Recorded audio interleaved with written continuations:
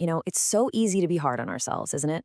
So many of us walk around with this quiet, nagging feeling that there's just something off, something wrong with us. Well, in this explainer, we're going to dive into a totally different way of thinking about this, thanks to the amazing work of Dr. Gabor Maté.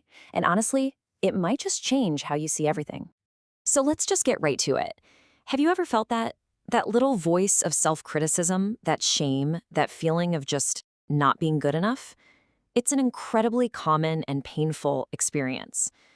But what if that feeling is based on a complete misunderstanding of who you really are? And boom, this quote cuts right through all that noise. At the heart of his message is this powerful idea. What you think of as your flaws, your anxiety, your need to please people, your perfectionism, they aren't signs that you're broken. Not at all. They are adaptations. They were actually intelligent responses to your life experiences. You are not damaged goods. You never were.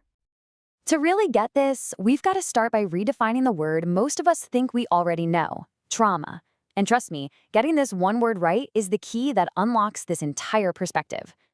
Okay, this is a huge shift in thinking, so let's sit with it for a second. We tend to believe that trauma is the terrible event itself, right? The accident, the abuse, the loss. But Dr. Maté says no, that's not it. That's the traumatic event. The trauma is the psychological wound that gets left behind inside of you. Let's make this crystal clear with an analogy. If you get hit in the head, the blow itself is the external event. The trauma is the concussion, the internal injury. It's the same thing emotionally. A parent criticizing you over and over, that's the external event. The trauma, that's the deep internal wound of feeling, I'm not good enough, that gets stuck inside you.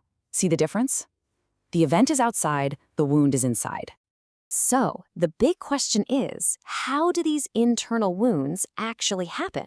Well, it turns out there are two main pathways. There are the big, obvious events we all recognize, and then there are the quieter, more subtle moments that can be just as powerful. First up, you have what people call the big T traumas. These are the things we all immediately think of.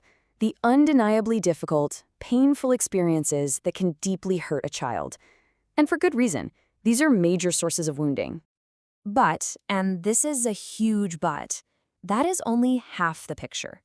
And this next part is a game changer for so many of us. You see, trauma isn't just about the bad things that happened to you.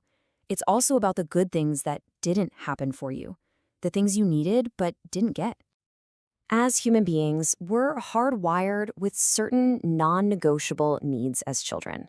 We need to feel accepted for who we are, not who our parents wish we were. We need to know it's safe to be angry or sad or scared. When those fundamental needs aren't met, an internal wound forms. And a child's brain can only come to one conclusion. It must be me. There's something wrong with me.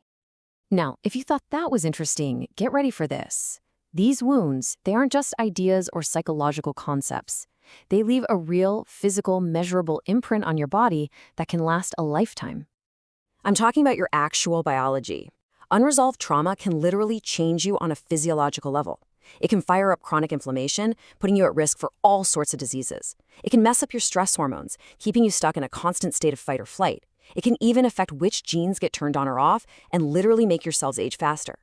The big takeaway here is that your past isn't just a memory, it's living in your body right now. And all of this leads us to what I think is the most empowering and hopeful idea of all. You know those behaviors you dislike about yourself? The ones you're convinced are your flaws? They're not. They were brilliant survival adaptations that you came up with as a kid to get through a difficult environment. Think about it. If you grew up with a parent who was emotionally unpredictable, becoming hyper-vigilant and a people pleaser was a genius way to keep yourself safe. If your needs were consistently ignored, learning to shut them down and not ask for anything was a necessary protection. These aren't character flaws. They are the brilliant outcomes of coping strategies that got wired into you. And this quote just nails it, doesn't it? Your responses were perfectly normal reactions to abnormal circumstances. The problem was never, ever you. It was the situation you had to adapt to.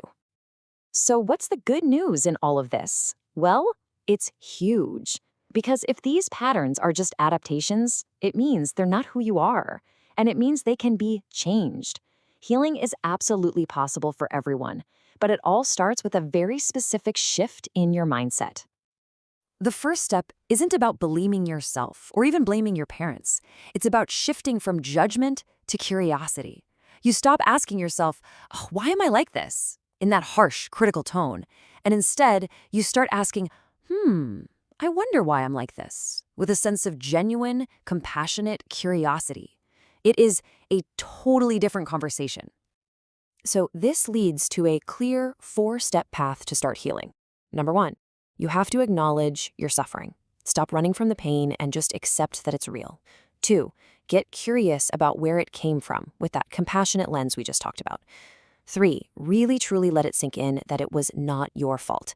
And finally, number 4, take responsibility. Not for what happened back then, but for your power to make new choices and to heal, starting right now. And this is the thought I really want to leave you with today. Once you understand that these behaviors were once your protectors, your survival skills, you can actually thank them for getting you through. And then, with compassion, you can begin to choose differently. You can start to free yourself from the past.